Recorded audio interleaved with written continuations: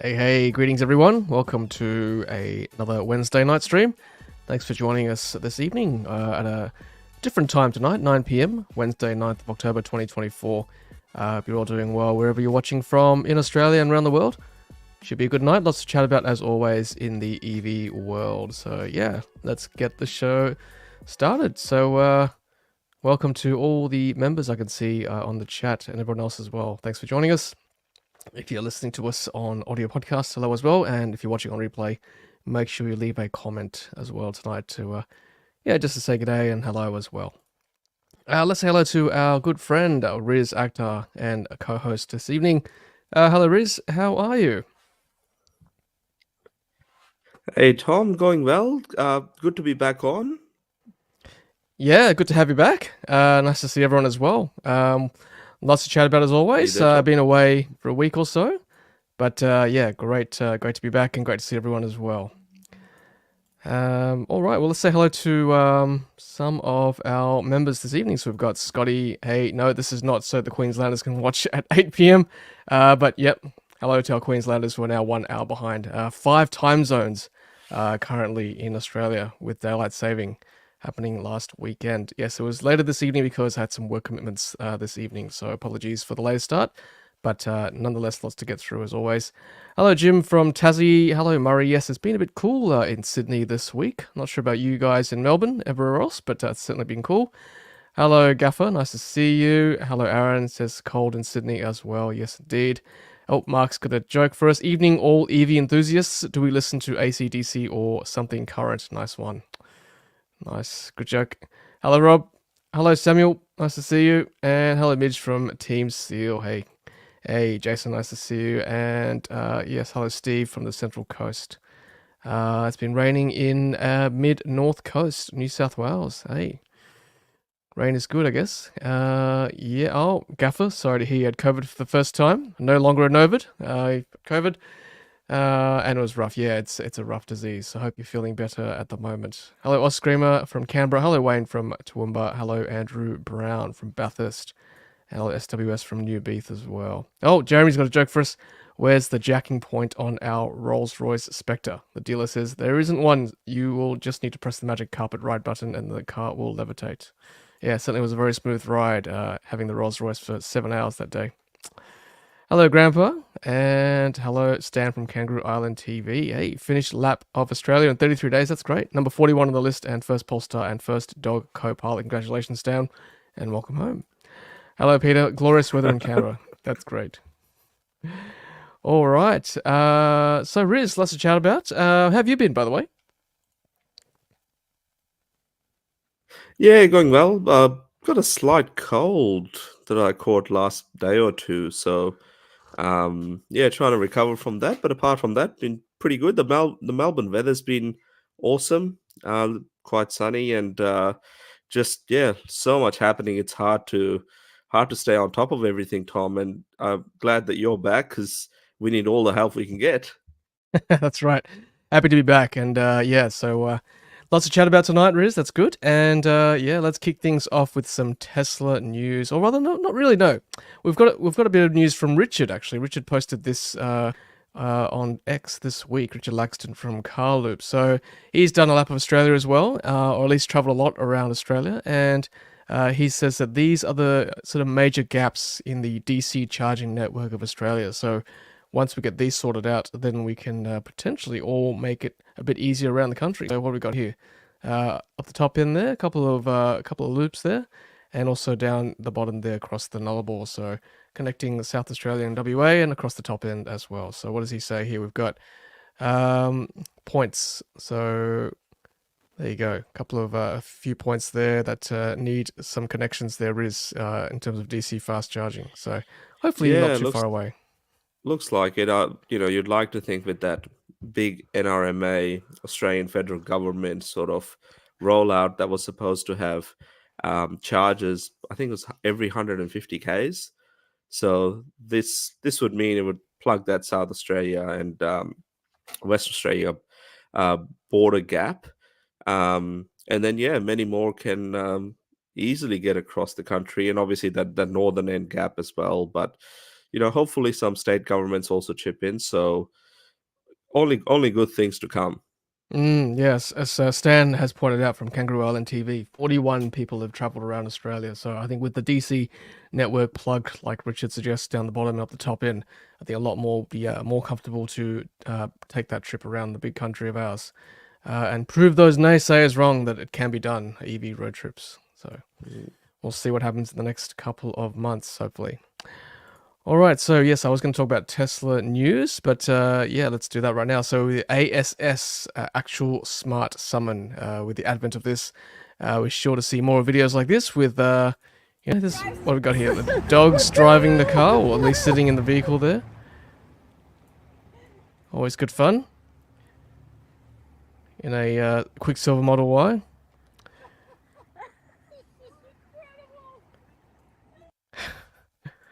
Good times. Another use of the frunk here is, ever gone fishing and stored fish like that? Not yet, but I guess we might have to. Yeah, I don't know. I'd probably, I wouldn't do that to my Tesla, but so another use of that, the frunk space. There we go. Let's put the audio up a bit. Sound effects. This is in China, I'm sure. It's got a green plate. There you go. There's a still as well. Yeah, all right. Stop that. And what have we got here? We've got more serious Tesla news. So the Tesla website now lists the Model 3 with a range of up to 436 miles or 702 kilometers WLTP, signaling the imminent launch of the long-range rear-wheel drive version in Europe. There we go. Yeah, thoughts on this, Riz? Long-range rear-wheel drive, because currently in Australia it's just long-range all-wheel drive, so that might be useful for those who just want to stay in the city. Yeah, I think so. I guess those that have, especially, I think we're at the next stage of EV adoption. We're sort of getting past real early adopters into sort of early mass market.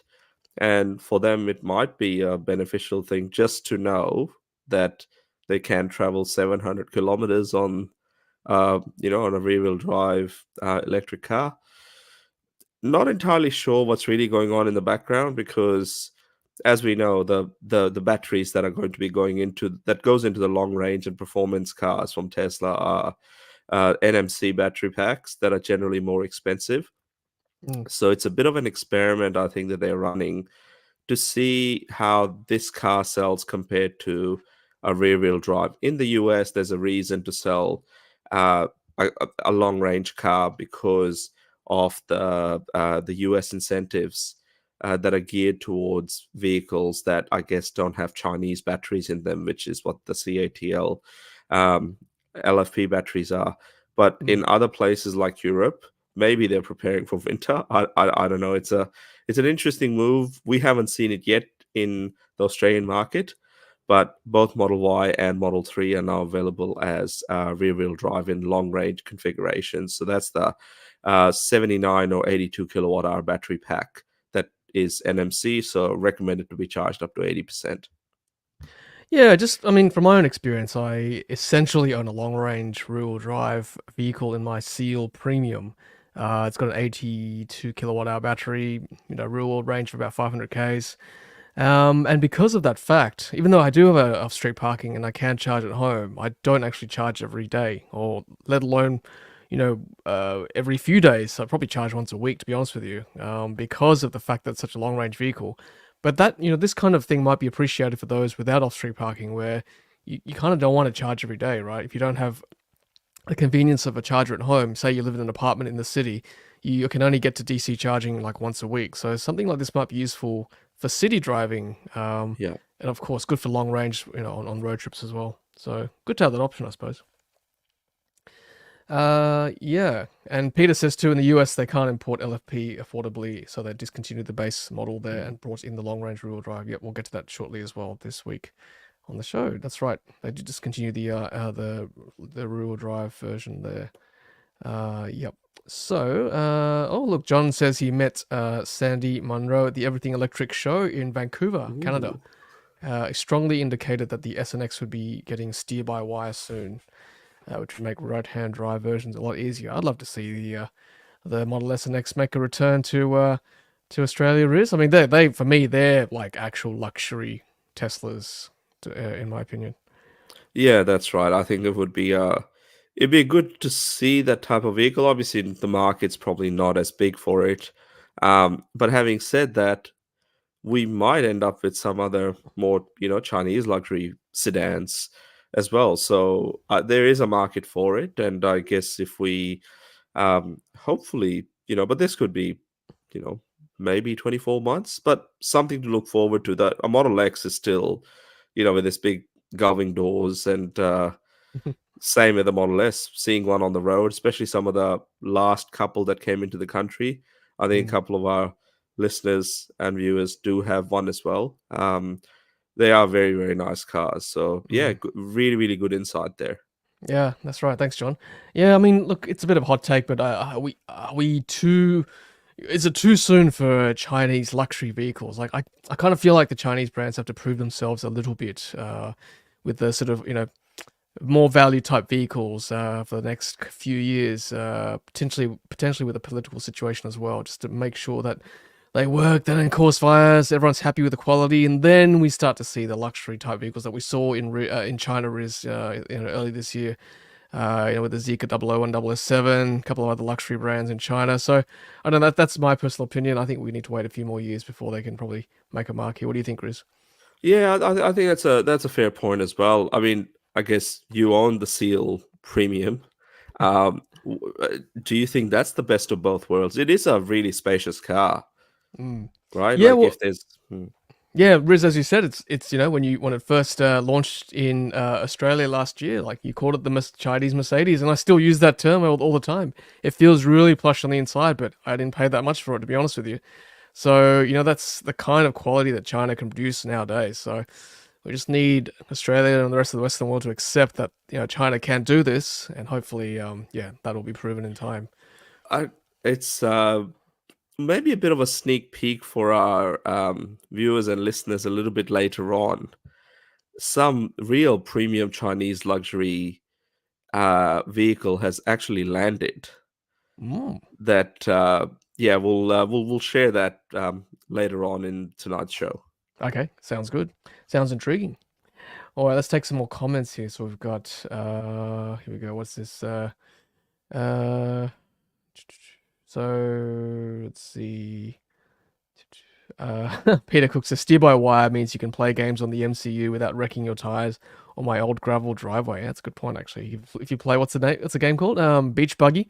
In your Oh Tesla, yeah, if you use the steering wheel to play it, you're going to turn your wheels. So that's why I don't do it. But having steer by wire could certainly disable the axles digitally, which would be cool.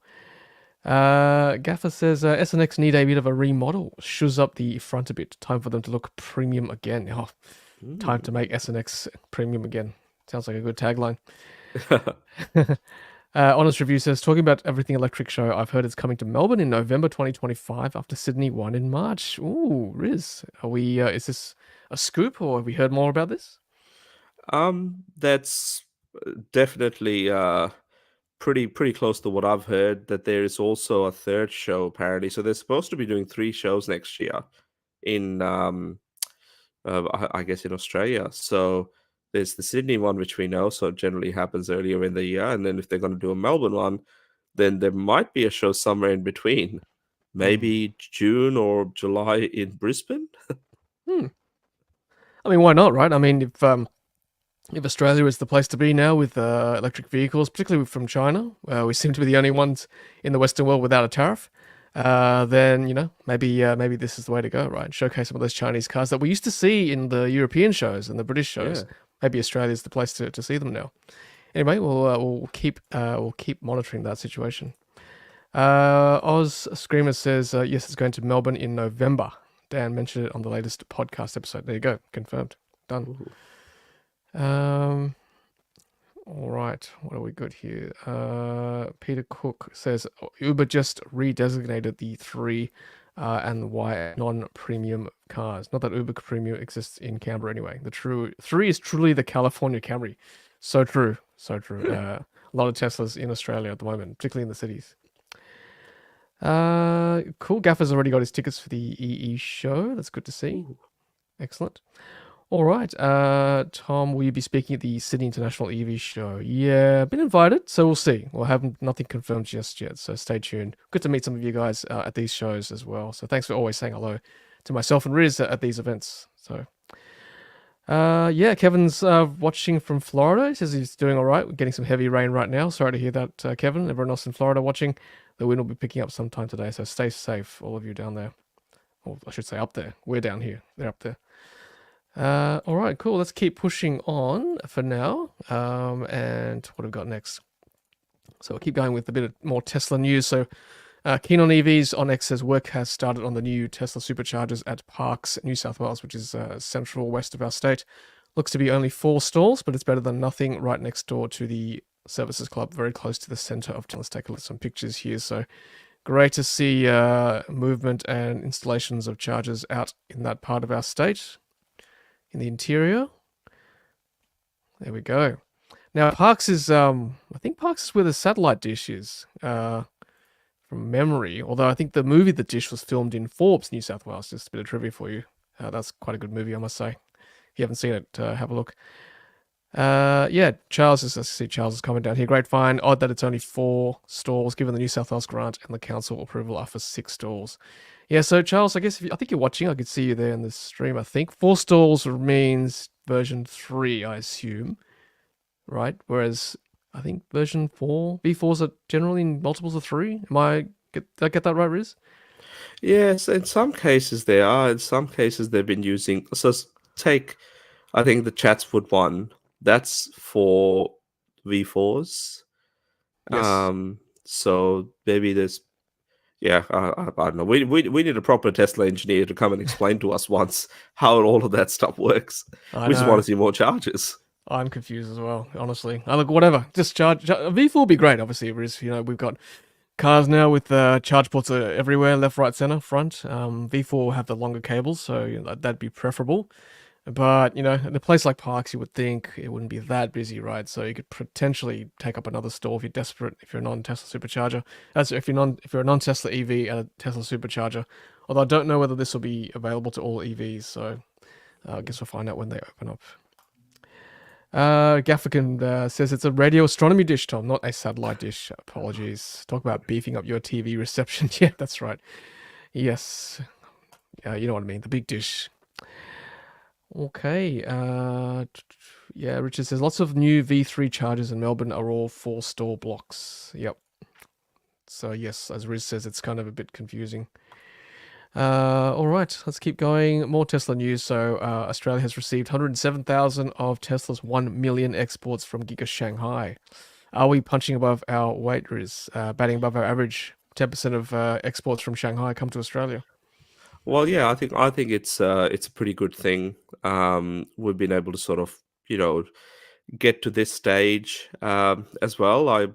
When Tesla announced the big boat, that where they've had 1 million cars produced being exported out of Shanghai. I thought I'll crunch a few numbers and see what we get, and over 10%, which is really really good. What's really I guess unique is that nearly that 107,000 makes roughly half of all electric cars in the country. So Shanghai, Giga Shanghai, that one factory has produced more than half of the overall EV fleet in the country, Mm. which is pretty remarkable. So yeah, good for Tesla. I think they've produced a couple of million out of Shanghai now. A lot of it's been their domestic market, but we know that that factory can produce real high quality export grade product, which is what we've been getting. And yeah, onwards and upwards, particularly when in a couple of days' time we find out what's going on with this robotaxi situation and whether they will be announcing the more affordable model that is very likely to be built at Shanghai as well at the same plant. So yeah, congratulations to Tesla and the Shanghai team. And I think yeah, without that factory, would be missing half the cars. Yeah, correct. I would love to go and see that factory in Shanghai. I mean, I don't think Tesla will ever invite me, or might invite you, Riz, but I don't think I'd probably get an invite. It's Look, a Tom, pretty close if shop.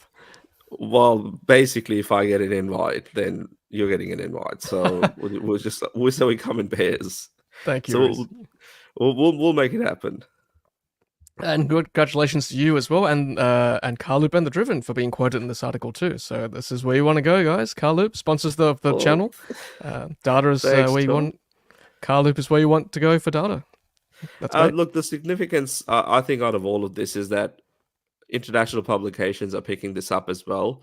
So they are starting to pay more attention to the Australian market, which I think is important because it helps some of the manufacturers and others that are probably still thinking about whether we should be bringing in new vehicles into the Australian market to take us as a more serious market. Yep, correct. Awesome. Speaking of other entrants into the Australian market, of course, Xpeng finally released their pricing here in Australia.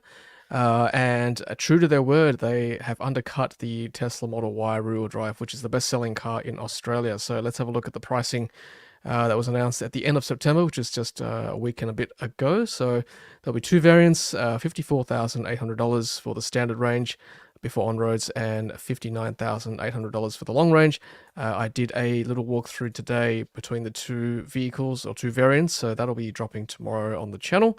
It's basically a question of whether $5,000 warrants the increase before improved performance and increased battery capacity and hence range as well. So that'll be a interesting question. I'm sure Riz from Carloop will be giving some stats on the breakdown of which variants is more popular, standard range or long range. Any guesses, Riz? Do you reckon at this stage? Uh, Definitely. Look, I think the way they priced it, it's sort of like the BYD Seal, the way that range went, right? So you have your, I think the dynamic premium and sport or performance. Um, Most people picked sort of what was in the middle, and in this case, early adopters are likely to pick the long range. So I would think maybe a 70-30 split Mm. leaning towards the long range model of this car. Yeah, I mean, for $5,000 more, you get 100 odd kilometers of WLTP range extra, bit better performance, faster charging rate as well. Although, you probably have to find a charger that can top up that quickly. But then again, for the standard range, there's a lot of inclusions. I went through the specs today. Pretty much all the tech specs, the infotainment system, the X-Pilot system, all the interior features, they're pretty much available in both cars. So well done to Xpeng for including that in all variants for this for the time being. So I think whatever variant you choose for the Xpeng G6, I think you'll be pretty happy. I would think. I guess Riz, the only question is, well, this is a bit of a hot take too. UltraTune is the service provider for the G6 as it stands, and we know Uh, UltraTune in the past have not really been quite friendly to EVs. So I think a lot of our early adopters may have some long memories from that point of view. yeah, I think that's an interesting one, and to be honest, it's you'd think that if they've been chosen as one of the hottest, some may arguably called Xpeng brand as the EV brand entering the market, if their service centers don't train up quick enough, and Mm. we haven't heard an alternative, right? It's not like we've heard that there's going to be showrooms where things will be serviced. Where I think that's what BYD has ended up with 2 and a bit years later. I mean, my car's still doing their bit, but there's Mm. no reason why my car wouldn't service a G6 either, right? I think it's just a matter of getting some training and accreditation. And before you know it, I think all the big ones, Bow Repairs, my car, UltraTune, some of the larger sort of even Bosch service, a couple of these larger chained service centers should all be jumping on this bandwagon. So, yeah, there seems to be a bit of history there, which I wasn't aware of until it was highlighted. But yeah, UltraTune will need to be tuning up their staff and everyone else pretty quickly if they're going to be servicing potentially thousands of these cars in about 12 to 18 months' time. Yeah, they better be ultra on point with the EV servicing. So yeah, hopefully, look when the cars do get released and launched here, we'll have to find out whether there's right to service across all the different brands like my car, Bosch, not just UltraTune. Right? Hopefully, it's not an exclusive service requirement to go through UltraTune to get that logbook done, and also the cost too. We don't know what the servicing costs are yet, so hopefully it'll be competitive too. Also, there was something around our friends down in Tassie were saying that they don't have a lot of Ultra tunes, or it's so yeah, I'm sure there will be other arrangements as well. Yep. Yep. Hopefully, yeah, I've received some comments too from our viewers about that. So, yeah, stay tuned, Tassie viewers. We'll find out for you guys. Let's take some comments from our viewers just at the almost halfway point of our show. Thanks for joining us a bit later tonight, guys and girls. Much appreciated. Hello, Tassie Evie. Nice to see you. Sorry, a bit late tonight due to after hours work requirement. Yep, I hear you. Work and yeah, work sometimes comes first, unfortunately.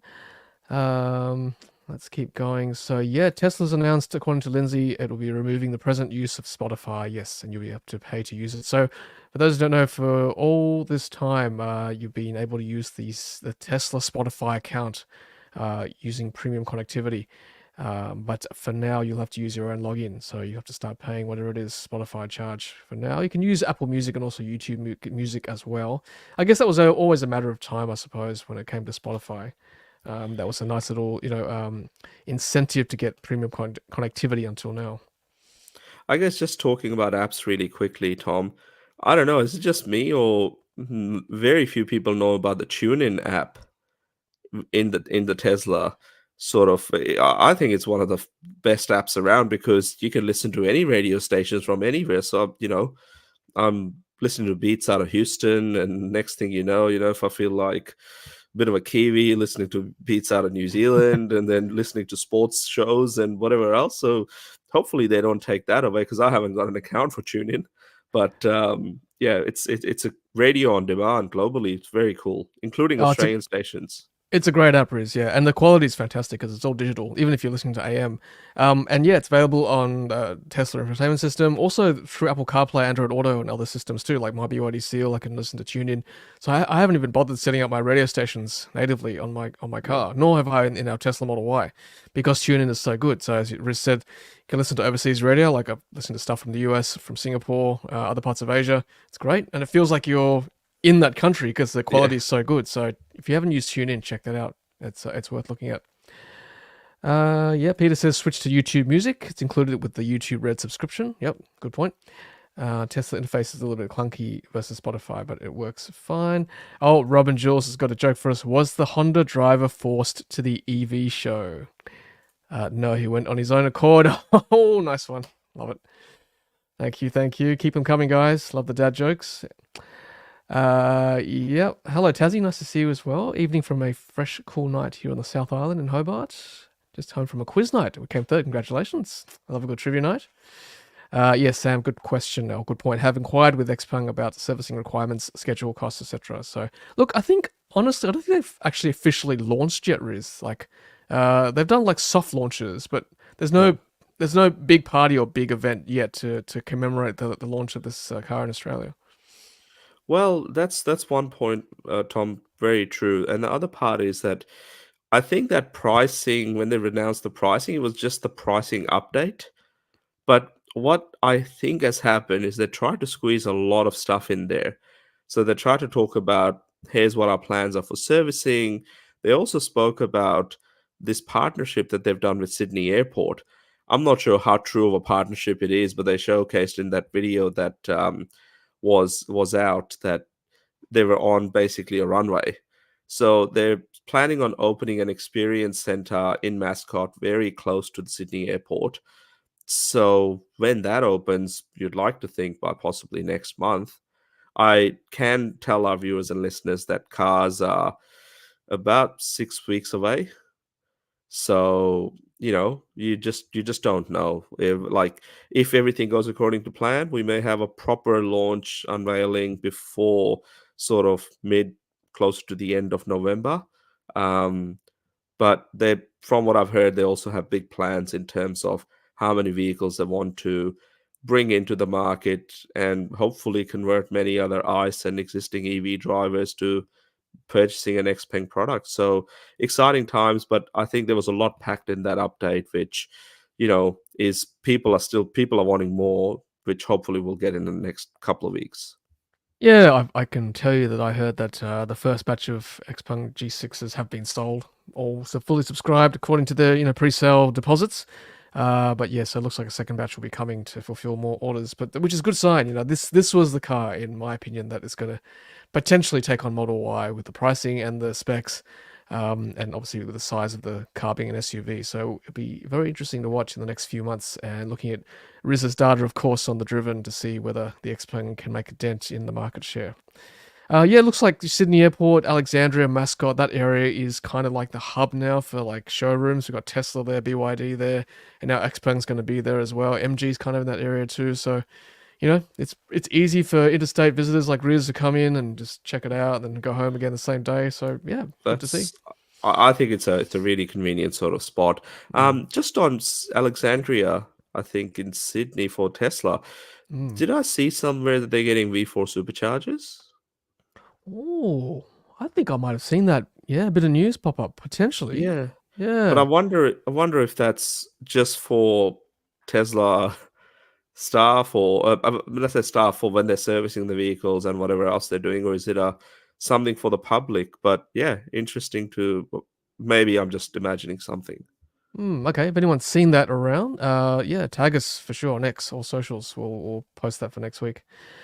Jim says, have spoken to a sales rep at Xpeng and they said they are organizing servicing for Tassie. Okay, great. We'll be announcing soon because there's no Ultra Tune down there. That'll be super ultra for Tassie. Yeah, super. That's good. Aaron says, does anything in our EV landscape rival the BYD Seal? Wow, ride comfort. Oh my god, it's a thing of beauty. Yeah, I agree with you. Being a Seal owner, it's lovely. The Chinese Mercedes, very soft, cushiony ride as well. Some might argue too cushiony, but certainly not firm. It's a very comfortable ride in the cities for sure. Aaron says, yeah, new superchargers at the Tesla body I'm really thinking about. Sorry, Riz. Sorry, Tom. There was a bit of a delay there, but yeah, really thinking about the whole what the next generation of the Seal would look like if they solved that. Like, most people, it's a great car the way it rides. That cushioniness, if they could make it a little bit more dynamic and responsive, I think that they'd have a real good winner there. And yeah, there aren't many other cars that are a bit of a head turner in that sedan range. Yeah, I drove the Sea Lion 7 in China, as you guys might have seen. Like, I stole it on that tarmac circuit, so I can't really tell you what it's like in the real world, but certainly from the donuts I did and the quick chicanes and the turns, it was pretty responsive. They may have fixed the cushiony feel, although I don't know. Maybe they put it on sport mode. Maybe it's on the EVO platform, which we may not be getting here in Australia. I don't know. There's too many variables at this stage. I didn't see the new Seal Riz, nor did I see the Seal 6 GT, I think it's called. I didn't see that either, unfortunately. Yeah. But yeah, as Honest says, next year will be a good test between Model Y, Xpeng G6, and BYD Sea Line 7 and Zeekr 7X. I mean, if they all come next year, it's going to be a huge year. Lots of testing to do in that segment of the market. Yeah, any Seal owners had the charge update besides me and Christopher? Yes, well, I might as well put this up now, actually. So we got here. So Nirav shared this with me this week, and I think some of you might have read this too. So Aussie BYD Seal owners rejoice. Tesla Supercharger fix applied during service.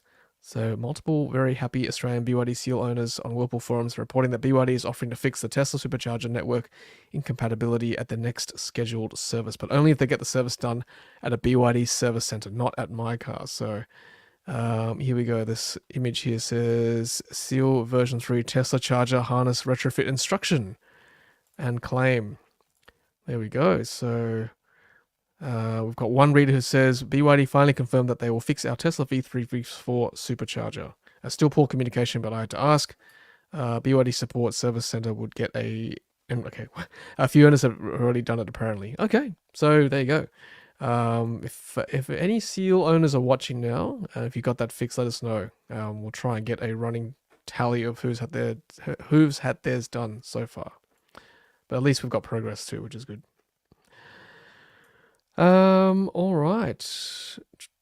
Let's keep going for now. We'll come back to BYD in a second, but we've got some more updates. So speaking of cars entering the market, so we've got Changan Deepal entering the Australian market, which will be distributed by Inchcape. Yeah, Inchcape also distributes Subaru in Australia, so quite a well-known distributor. Let's see how they do their distribution. Will it be by franchise dealers, Riz? Probably right at this I'd stage. suspect so. They Yeah. do that with the Subaru brand, so Mm, it would be very similar. They're one of the most experienced distributors in the country. I mean, there's a couple of others, the Tico and the rest, but they've got a very good, strong track record of like they know how to get cars out there. So mm, that's going to be a really, really interesting one. We don't know the price point. We know it's selling in Thailand at the moment. It's one of the best selling EVs out there. So it would be on the affordable end of the spectrum. And Changan, that owns this Deepal brand, they are, an automotive behemoth in China. So I think they know how to build cars. The distributor knows how to get them out there. It's just the official launch, which I think is um, within October. So we will be getting more on pricing and a couple of other things, mm. hopefully in the next couple of weeks. So stay tuned to the EV show. Yes, Richard says, goodbye, Citrian. Hello, Deepal. Yes, that's right. As Riz says, Changan is a huge brand in China. Probably not as big as BYD or I'll lose my train of thought. Or what's the next biggest one? Geely, sorry. Not as big as Geely, but still pretty Actually, big. I think they also distribute Mazda too, I think, in China. Am I wrong oh in saying yeah, that? Changan Yeah. does. Yeah, I think Yeah. they must manufacture them on Mazda's behalf in some sort of a joint venture. Yeah. Mm. Yeah, I saw some of these in on my BYD trip as well. The D-Powers, they look pretty good. Like they look a little bit boxy compared to like say Tesla or Xpeng, and that's probably deliberate just to differentiate this car from the others. But um, it's quite obvious that it's a D-Power when you drive around. I think the logo looks like almost like a T, Yeah. like a triangle with a T inside it. And the Changan logo looks like a V symbol. So I saw a lot of Changan cars as well. Um, I think this brand is made in Chongqing in China, I believe as well, which is quite a big city, which I visited as well during my trip. All right, so we'll keep an eye on that. And also, as Rich said, the launch is coming up very soon in Sydney, so stay tuned. We'll give you some more updates of that. Now, we talked about affordable cars. This one may not be so affordable. The VW ID Buzz finally has pricing in Australia, starting from $100,000. They look great, Riz, but I don't know. It's pretty pricey for an EV combi van. 100 grand. Yeah. I mean, I don't know. Maybe that's why we need the Zeekr Mix, which hopefully is a bit cheaper. Mm. Speaking of the mix, we'll get to that very shortly. We saw those in China too, Riz, as you know, a few months Oh, ago. They look pretty cool. very cool.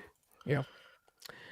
All right, let's take a few comments from the audience. Tassie says V4 satellites, but with V3 power cables. Usually, from what we've seen in Australia so far, they're just V3 disguised with the longer cable, which is fine. We need those longer cables for non-Tesla EVs using them. What else we got here? Um, yeah, here's a good question for us, Riz. I think you possibly spoke about this too on a recent ABC podcast. I think. What are your thoughts on security on Chinese cars being put out on the in the media at the moment? Yeah, give us your thoughts.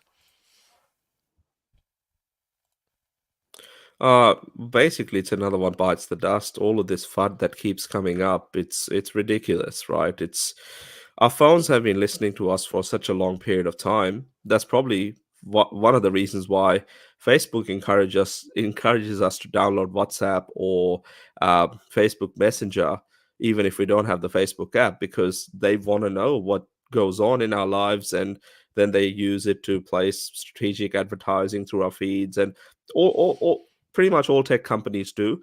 These cars are no different. Yes, there's a big question mark around China and the fear around that, but the way I look at it, we all, use phones that are always with us, that are always listening, that are likely made in China. A lot of us walk past hundreds of surveillance cameras every day outside buildings that are Hikvision, some of the bigger brands out there. They're all made in China, and Mm. software's all Chinese, and the rest of it. So, um, I think if that's the main concern that media's got at the moment, I think they just need to look the way they live their lives, and it's just the way it is. So we should be, aware of it, but at the same time shouldn't be alarmed. Yeah, no, I agree, Riz. I think for me, it's a political game, right? Obviously, Chinese cars are getting to the point where other manufacturers are getting worried. This is why this misinformation potentially and this kind of propaganda is being spread, potentially from Europe and America. You've got to pick on something, right? Put some doubt into people who want to buy Chinese vehicles. As you said, like it's already happening in our phones, no matter which company you buy from. All the personal assistants, obviously they're listening to us because all you have to say is, hey, insert, personal assistant here, and it comes up. So they're always listening. Yes, it's true. You can access the car from an app, but there's security inbuilt in these cars. You have to have a login and proper security to access your own vehicles. So I don't know why they would sabotage their own cars for this to occur. It doesn't make sense to me. But Well, anyway. we could imagine the brand damage, right? Imagine if that happens and they actually caught on. To me, brand damage in automotive companies has happened already. Dieselgate, Yep. Volkswagen, that nearly killed that brand. And now it's interesting. I think part of the whole thing around them being very fearful, they're starting to shut factories down in Europe, which has never happened for Volkswagen. The demand isn't there anymore. Their market share is really being sort of competed against. So that's one part of it. The other part, obviously, I think a lot of this particular sort of fear is being thrown out there on the back of what the US is saying, because they're finding any way which they can block some of these Chinese manufacturers from coming in. And given the batteries don't go far enough, because they can use batteries that are sourced and made in the US. The Mm. software is what they're really worried about. And now they're putting that out there as a thing to block any of the Chinese entrants. All this is doing is slowing innovation and providing affordable EVs to Americans, Europeans, and others. And in the short term, that's only a good thing for Australia and our EV adoption. Yep. For me, it doesn't make sense. It's a bit of a dichotomy. On one hand, you've got cheap, dodgy budget Chinese cars that can do sophisticated espionage on our personal lives. How the heck does that reconcile, right? So, anyway, it's all political. It's a way of, you know, causing harm to the Chinese brands. We'll see. Look, I think hopefully it'll die down, and eventually people will accept that Chinese products. I'm seeing that firsthand by ownership of my BYD Seal. It's a great car, and for good pricing as well. Yeah, Richard says it here. We fill our houses with Google Home devices, Amazon Alexa. Who cares if our cars are listening as well? Who hasn't had their hey Google go off during a moment of passion? I don't know. Have you? I'm not gonna go there. Um, He that's clearly means hilarious. setting up. He clearly means setting up one of those devices. I want to go there. Bigger problem is companies like Honda selling telemetry to insurance companies. Yeah, that's right. Hey, that has been. This has not been discussed anywhere as part of this debate. There is US, Japanese, and Korean companies that are openly selling data without the owner knowing, back to the insurance companies, back to other big data harvesting companies. It's like that Cambridge Analytica all over again. But Mm. that's happening as we speak. But that's okay because they're not Chinese. Oh, But that's then right. Yep, exactly right. That's all political. Yeah, it's exactly. Jason says, "What's more concerning is recent reports of car companies selling customer data and info to third-party companies." Correct. Yep, that's right. Well, yeah, federal government has welcomed Chinese EVs. Well, they're not. I wouldn't say they're openly welcoming them, but I think, I think Chris Bowen, our climate yeah. change minister, said he doesn't want to. I guess he wants the Australians to have the freedom of choice when it comes to buying EVs from different Yeah. countries. We don't have a manufacturing hub anymore for EV or for cars in general. So I think we need to have that choice, whether it be from China, from Europe, from US. I think it's unfair to put tariffs on a certain country. Well, we discussed this earlier, right? If half of the electric vehicle fleet in Australia is coming from Giga Shanghai, then I think it only makes sense. Mm, correct. Yep, good discussion, everyone. That's good. We'll keep pushing on with that discussion as time goes on. I'm sure it won't be the last we hear of it as well. Oh, who's given us $10? Hey, thanks, Mel. Much appreciated. We've got, let's see. Mel says, in the market for a sub $40,000 new EV, looking at MG4. 51 for 31k, GWM Aura for 30k, GWM Aura GT for 38k. It's a second car. I like the GWM Aura GT best for extra comfort stuff and style. But is it worth it? Yeah. Look, honestly, under 40 grand for that car is probably pretty good value. YOLO, right? If you really want a faster car at that Yeah. price point, why not? Go for it. If you can get a second hand, even better. Probably haggle for a better price. So, Lots of MG4s available on car sales at the moment, and they're even X powers are like 45 grand. really? So That's yeah, insane. so that's a lot of yeah, less than 12 months old. Yeah. I mean, look, it's not it's not like a true sports car, but for straight line speed and for a car that That's pretty quick, you good. can't go wrong. It's pretty good, yeah. Hey, thanks, Jason. 5 Ludicrous Feed memberships, much appreciated. Thank you. Okay, so what have we got here? Yes, Peter's correct. Tesla Shanghai would be allowed. It's a US company, even though it's made in China. It's kind of like the only non-Chinese company that's not owned by the central government. It's kind of a weird deal there. I don't know how Elon managed to finagle that. It's pretty good. Um, but Yeah. won't It go there. was that's a very interesting one altogether. Yeah. Because if Tesla is one of the only ones that are able to manufacture and own their own plant and everything like that, I think one of the main reasons why that happened was, to be honest, none of these high tech Chinese electric cars would really look the way they do today if it Mm, wasn't for Tesla. If you sit into one of them, you still have a big screen in the middle. You have a lot of the newer ones even have the rear screen that the Model 3s have now that refreshed. mm, So mm. there's a lot that Tesla has put towards the design and the engineering and the technology that they brought into the country that wouldn't have happened if they weren't there. So it's been good for basically the whole EV sector. So moving forward, I think it's going to be quite a interesting thing how where Tesla puts their next factories, but Shanghai seems to be doing extremely well. Yeah, that's right. Chinese know how to make cars, that's for sure. All right, thanks for your comments, everyone. That's a very good discussion on software in the EV segment. Not the last we'll hear of it. We'll keep touching on that as time goes on. Let's keep moving on for now. We've got the Cupra Tavascan, of course. There was a launch event this week, which I could not attend due to work commitments. But there's the Cupra Tavascan. It's I guess, a mid-size SUV looking very flash. Riz, I quite admit, I quite like the Cupra brand. They make good cars, nice interior, nice fit finish.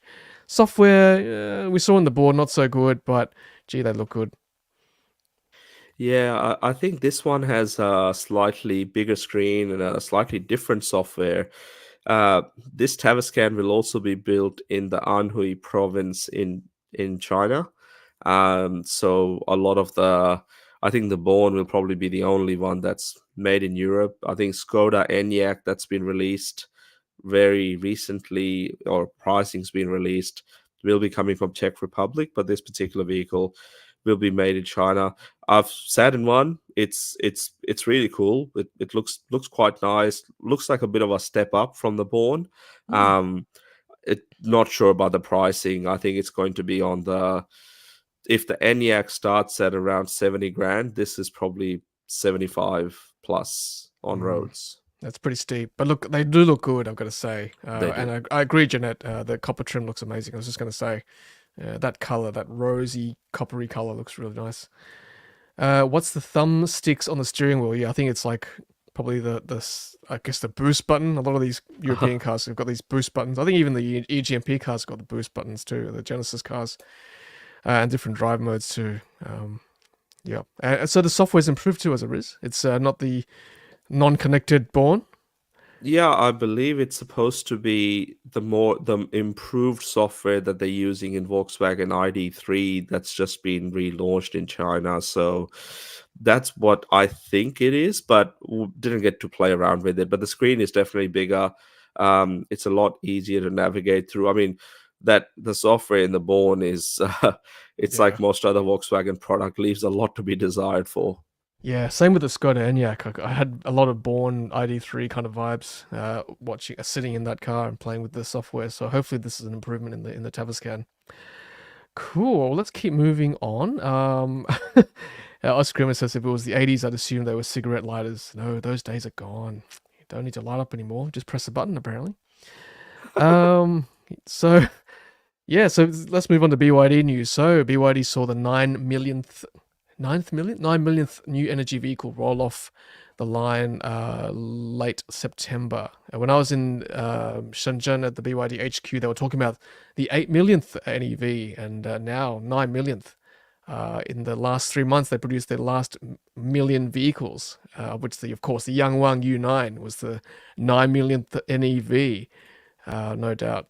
So I was lucky enough to see this in the flesh, Riz, and see it dance and jump. I couldn't believe That's this 2-ton thing jump in front of me. I was just shocked. oh look, anti-gravity. That's what these vehicles are. It defies all the laws of physics. It's very cool to see, and obviously in person, Tom, be a very different experience. Did you get to, did you get to sit in one?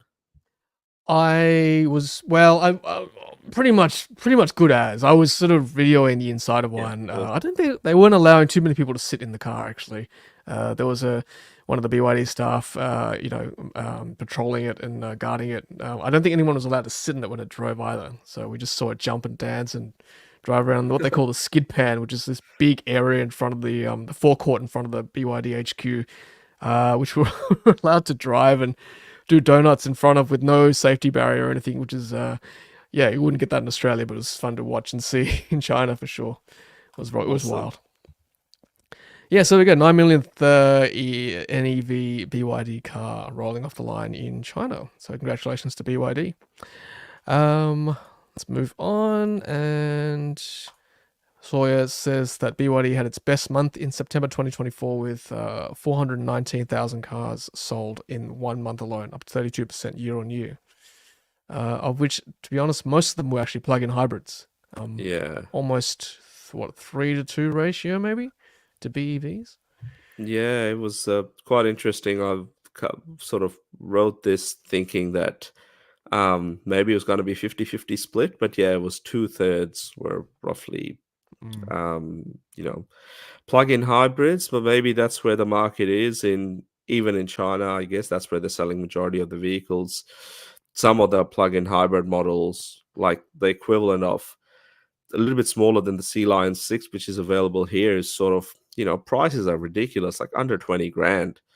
And people, I guess, are price conscious, and that's what they're buying. So yeah, would like to see that ratio of BEVs increase, but with the way they're launching their plug-in hybrids, I don't think that's going to change anytime soon. No, the Australian distributor EV Direct, when I was on tour with them, they did tell us that the Sea Lion 6 is their best-selling car now, and best-selling plug-in hybrid, full stop, in Australia too. And they told us at HQ that they're going to develop plugins and battery in parallel. There's no sort of phasing out of plugins now, so it's kind of their way of, I guess, providing a gateway for those interested in EVs with the plug-in option, like in the BYD Shark 6 Ute truck, and also the Sea Lion 6 or Song Plus in the domestic market. So, look, I understand. Some people need that extra range in Australia in areas where there's no chargers. So, yeah, it's good that BYD are providing that option, I suppose. Yeah, Mel's good question. What do you guys think about plug-in hybrids versus EVs? Yep, we just kind of answered that. They are selling pretty well at the moment. And look, I've got a loan of the Sea Lion 6 coming up in a couple of weeks, so I'll try my best to just run on the pure EV mode as much as I can in that week, and trying to work out the thresholds as to when the engine kicks in to drive it in series or parallel. So stay tuned for that review. Should be good. Okay, yeah, well, that's a good question. What happens in countries that hit the ban date for PHEVs, PHEV? Well, actually, in Australia, we're going to face that very shortly, because the federal EV discount with Novator leasing for PHEVs will run out shortly, I think. Might be I next think it was year. Q1 2025. That's or right. Something like that. Yeah. Yep. I know EV Direct are lobbying pretty hard for that to be extended so they can keep selling their Sea Lion 6 under Novator leasing. So we'll see whether that actually works or not for them. Yeah. Interesting times. I've seen some. There's another YouTuber that, well, not really YouTuber. They're basically sharing their experience of picking up a Sea Lion 6, and after the electric component runs out, I think the average fuel consumption on just doing freeway driving and the rest is close to 6 liters per 100 kilometers Mm, on just the hybrid electric mode. So it's similar to a RAV4, I guess. RAV4. Yeah. Yep. Correct. Yeah. I mean, look, if it's the engine powering the battery, yeah, there's no different from a traditional hybrid, right? So you got to actually charge that battery to make a difference day to day. So hopefully, if you have a C Line 6, you're using that car properly, and not using petrol to self charge the car, which is not what we want. It doesn't make sense from an efficiency point of view. All right, let's keep going with more BYD news. Thanks for sticking with us at almost the hour mark on a Wednesday night. Good to be back, me and Riz on the show. Now, Riz, I think you might have posted this one on our chat. Battery health for the BYD. Is this a seal? It's Atto 3, I think. Atto 3? Okay. Battery health Yeah. check 93% for After 120,000 100. Ks. That's pretty Now, good. firstly, I didn't know they were doing these battery health checks, but I guess someone's asked for it, and I spotted this, I think, on one of the Facebook groups. But yeah, quite interesting that 93%, 120,000 Ks. We know a lot of the degradation occurs sort of up front. And obviously, this particular owner is using his car or his or her car quite well because 120,000, that's like roughly 60,000 Ks a year if the car is 2 years old. So, yeah, good to know. And maybe we can request it at our next service with BYD. Yeah. I mean, my seal's only like, I don't think it's even 5,000 Ks yet because all the press cars I get, I don't get to drive the seal that often. But yeah, if I ever do keep the car that long, it's good to know that my car or whoever this is, BYD themselves, are doing these health checks. 'Cause even Tesla don't do like a health check like this for you. I don't think I've never seen one on an invoice of mine or anyone else for that matter. But good to see it. 93% for a LFP BYD blade battery over 120,000 Ks is very good. That's really good for all Hmm. those cycles. So great to Well, I'd see. be interested to sort of hear how they actually do it. Like, Mm. because sometimes with Teslas you can connect one of those third party apps and they'll give you a rough estimate of what they think the battery health is. Yes. I'd be really interesting to hear what the car records and how they actually work this out. So if anyone knows, and if anyone's curious and you find out, let us know on the EV show. That's right. Yeah, maybe it's time to get one of the My Car people back on the show and ask them, or at least do a video on that. I'd be very, very curious to see how they do that test. I mean, Tesla with the service, the service mode, you've actually got to run the battery down all the way to zero and then Yeah. charge it back up again to calibrate it to get a proper health check. So whether they do that for you in the Atto 3 or Seal, who knows? Question from Leiju. What happened to Kia EV5? How does it compare with Xpeng G6? Well, I think the EV5 is going to be launched very soon in Australia as well. So we'll get pricing very shortly, I'm pretty sure. So stay tuned. We'll do some comparisons once they do. Kias, of course, make very good cars. It will come down to pricing, guys, because, as we saw, Xpeng G6 already undercutting Model Y. Model Y is already very, very competitively priced. We know the Korean cars tend to generally be a little bit more expensive than the Chinese counterparts or even Tesla for that matter. So I don't know, Riz. I'm not sure if they're going to be that super competitive in Australia. We'll see. Yeah, I guess we'll find out. I think the EV5 was obviously on the slow boat from China because that's where it's going to be manufactured. But yeah, we'll get a bit more in the coming weeks on that particular car. As Tom said, I expect it to be competitive in terms of pricing to probably the long range of the G6, but it's a different sort of a car. I mean, Kia EV9s are really nice on the inside, but they cost quite a bit. Mm. So this is sort of meant to be the best of both worlds, and I can see a fair few fleets buying them because it's a safer option. Because Kia is a pretty well known brand, so yeah, more on this in the next couple of weeks. Stay tuned. Lindsay says he asked for a battery health check from Tesla and they would not provide the results. Yeah, I'm not surprised. Just said it was okay. I've actually asked that as well for my Tesla Model S, which is 120,000 Ks as well, and same. They just said yeah, it's fine. Well within the warranty 70% degradation. I think it is after 8 years. Yeah. All right, let's keep going.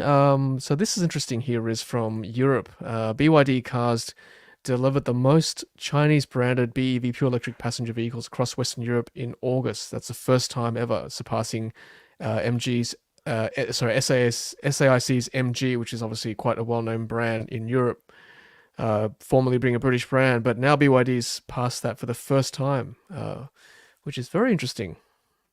I think this is going to continue with the way things are going, and Mm, MGs, yeah, they've got very high tariffs coming up in Europe, mm. and if that happens, then it's going to be quite a challenge for them to bounce back from that, given their product range at the moment. MG4 sells really well in Europe, and same with ZS, and they've got a couple of other models that are fully electric.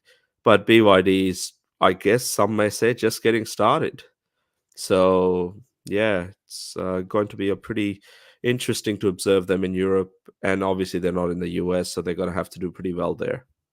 I think you're right, Riz. I think BYD is just getting started. When I was at the HQ last month, so they had signs welcoming us, like "Welcome Australian Media Contingent." We felt very special, but you could see they were sort of just chaperoning us from stand to stand or from station to station. And then, like an hour later, the big sign that said "Welcome Australian Media" was replaced by "Welcome Next Party," right? Welcome. It was a South American country, their delegation, and then there was another delegation an hour after that. So they were welcoming all these people from around the world to visit HQ and show them the facility. We thought, geez, how many people are they hosting in one day, right? So they are probably just getting started to spread the word, so to speak. I think they're nearly in 90 countries now, so it's pretty significant. So I'm assuming that that revolving door of the different contingents coming in, it's yeah, everyone's special, everyone's a winner. You get it at BYD. You get a BYD.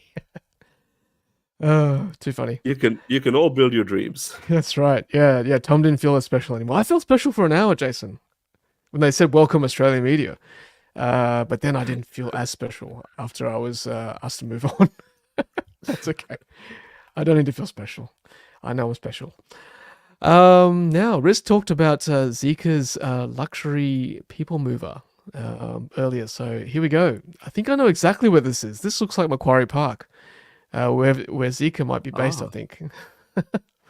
This is definitely right. Sydney, Kennards. Yeah, yeah, So that's right. It's yeah, so this is very this must be the cool. mix, is it? Or G9? No, that's the zero zero Oh, nine. sorry, That's double it, sorry, double nine. G9's Xpeng. I yeah, apologize. yeah. Something nine.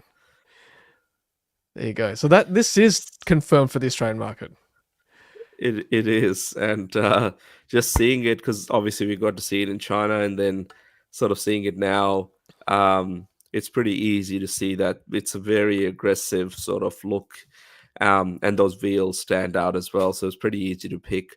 Very luxurious, very comfortable. We saw when we were there what underpins this vehicle, and Mm. even drive it around the track, Tom, and it it doesn't feel like a people mover.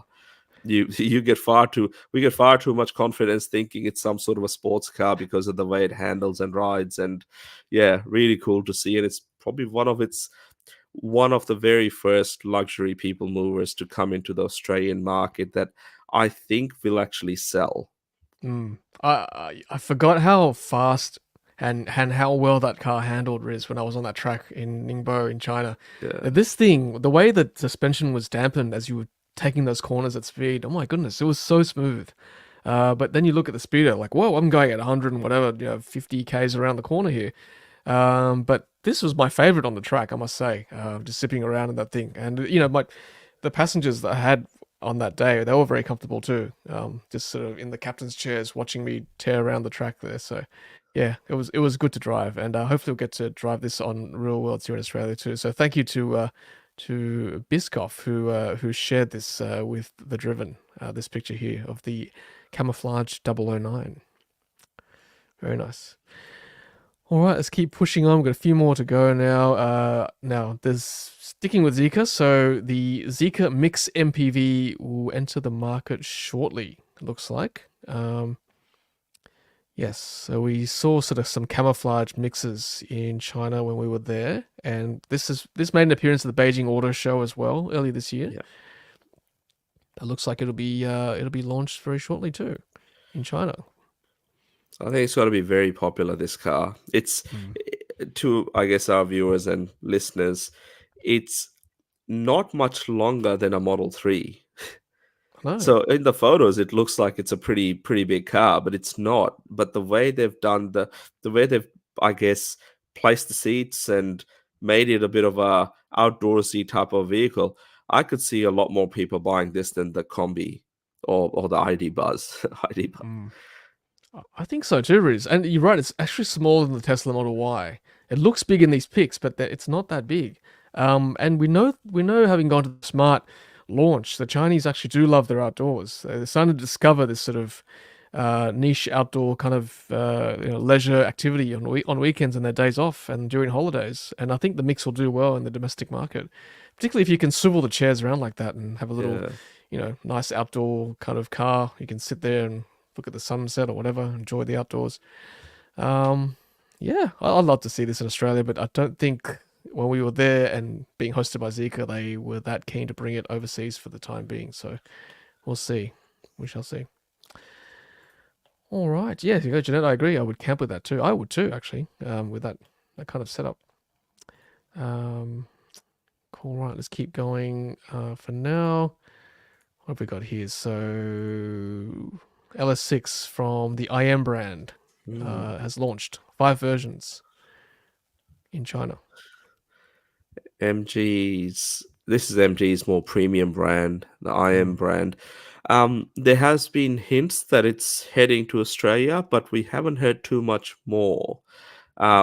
If it is, though, these cars do look cool. They've been I think they were at the Frankfurt Motor Show earlier this year, the IM brand. This appears to be more of a Model 3 BYD Seal, possibly size car. Um, so yeah, good to see new products coming out, and hopefully that's probably another brand that will be heading here in 2025. Yeah, I remember seeing the IM on the roads when I first went to China in June with Riz, and I remember seeing that going, that's quite a nice looking shape.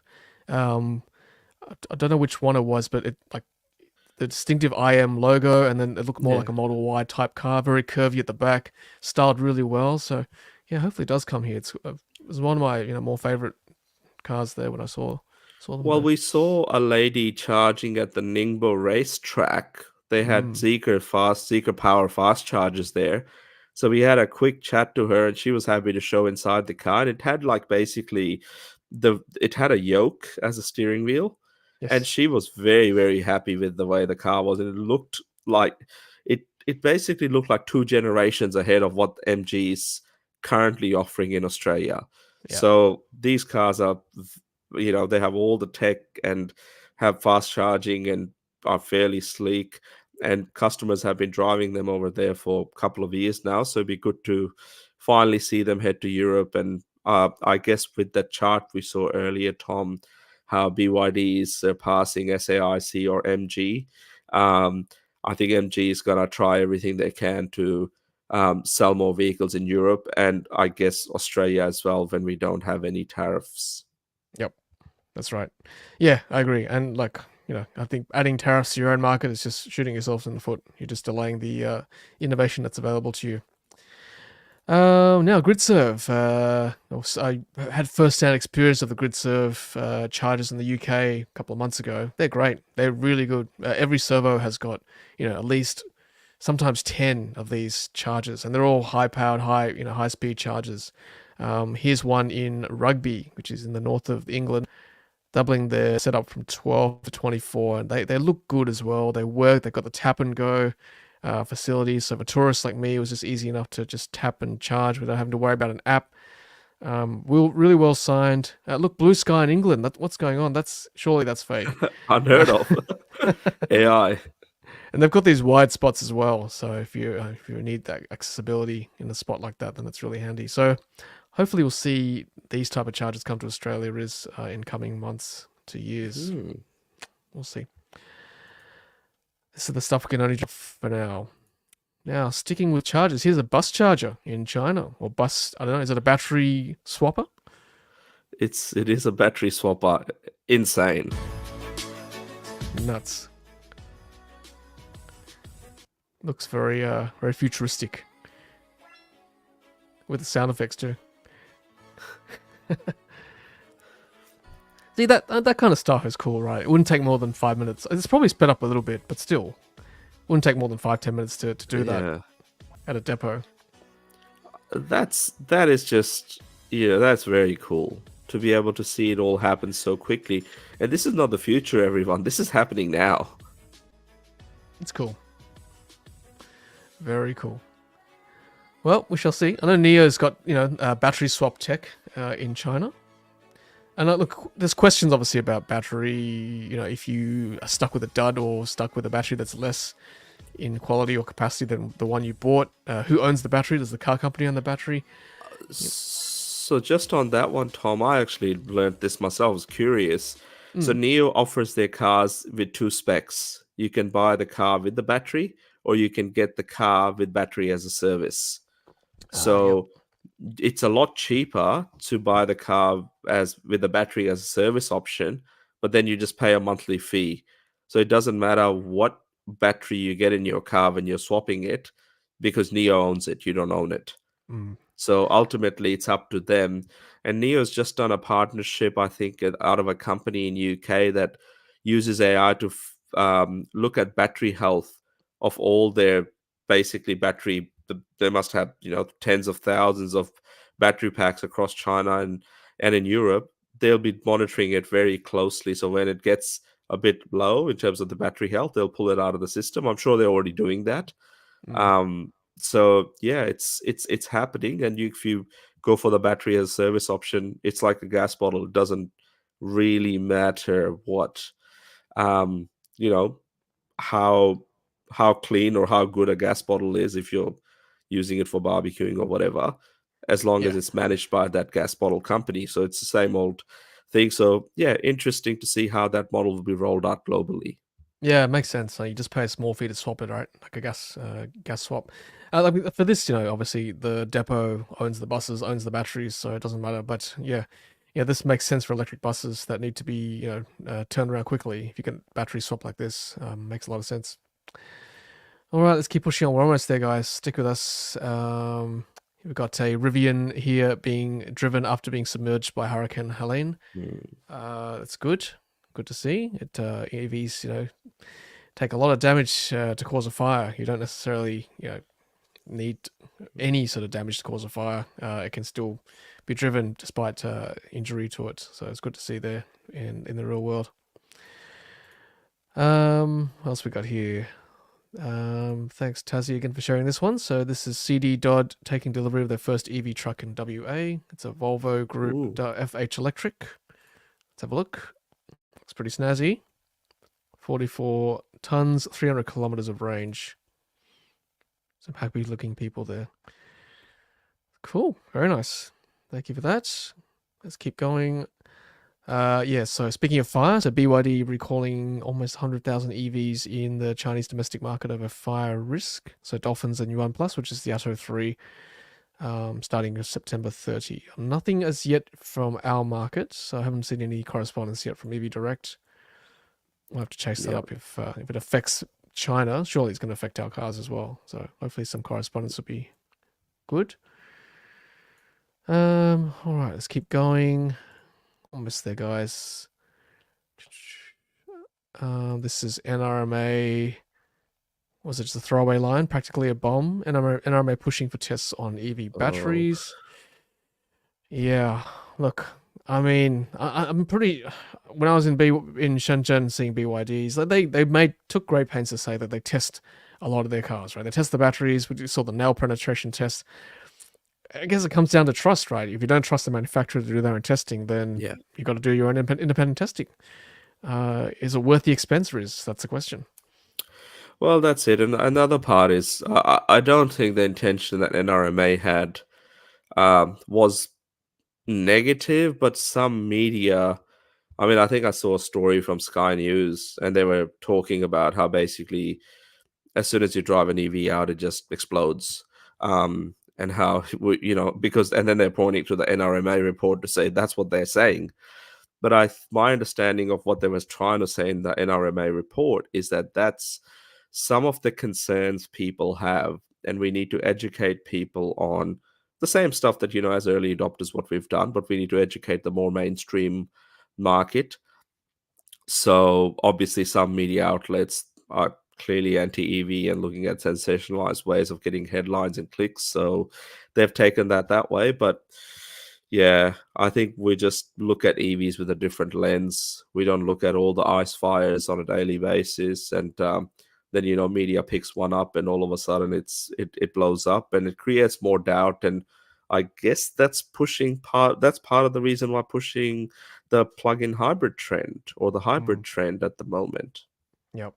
Look, I agree with Anthony on this comment here. The important test is for battery health when buying secondhand. The battery is the most important part of the vehicle, especially when you're buying secondhand. If there was some way you could send it to Tesla or a third-party service center and say, look, the battery's fine, it's been tested, the capacity's still good, well under warranty, then I think I'd have more confidence in buying a secondhand EV with a battery back with a certified testing. So that there could be some value in that for sure. It's a good comment. Yeah. Cool, almost there, guys. Now Rahul, who used to be on the show with us, shares a survey showing that 99% of people would recommend a BEV if asked, and 93% would not switch back to ICE, and 9 out of 10 people are satisfied with their current battery electric vehicle, which is great to see. Here's a good one. 95% of people believe the mainstream media is not portraying a fair reflection of their experience of owning a BEV. I have to agree with that. I should ask some actual owners about how they feel about owning an EV. Yeah, so and 80% have no objection to buying a car that's either made in China or made by a Chinese manufacturer. Interesting. Highest objection is in Europe, 37%, and the lowest objection is in Queensland. Hey, well done, Queenslanders, for being open-minded. 9% objection. And this is a survey from the Fully Charged guys. Nice one. All right, that is pretty much it, and we'll finish up with Nirav telling us about the EVs for Everyone Drive Day, Sunday 17th of November in Blacktown in Sydney's West. I think, Riz, there was something else as well you wanted me to share with as well? Yeah, so just letting our viewers and listeners know about Rob Roy Hill Climb coming up in Melbourne later on this month in October. They're looking for basically it's the first electric hill climb as far as I'm aware, and it's a bit of an EV car show.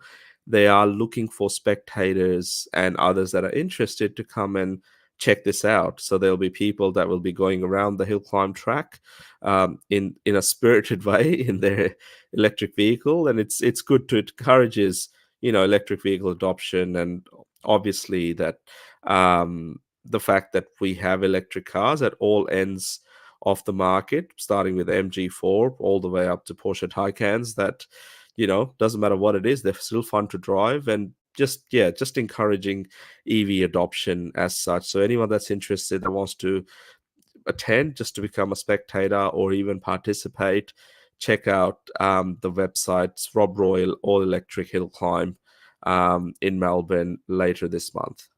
Cool. Thanks for that. Yep, go check that out, guys. Both that one and the one in Sydney as well. So good to see more EV events.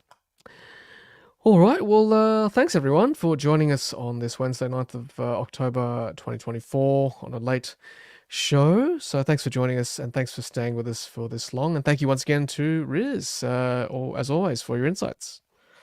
Awesome stuff, Tom. Good to have you back on. And there's we've covered a lot, and we're sort of an hour and 20 minutes in. There's a lot more, and look forward to seeing everybody at our next EV show episode.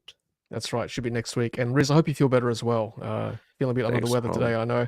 But thanks for staying with us. I really appreciate what you do for the show and what you do for the EV community in general as well. So take care of yourself. And thanks everyone for watching. Riz and I will see you next week on Wednesday night, hopefully. Until then, have a good night. And as always, happy charging. Take care.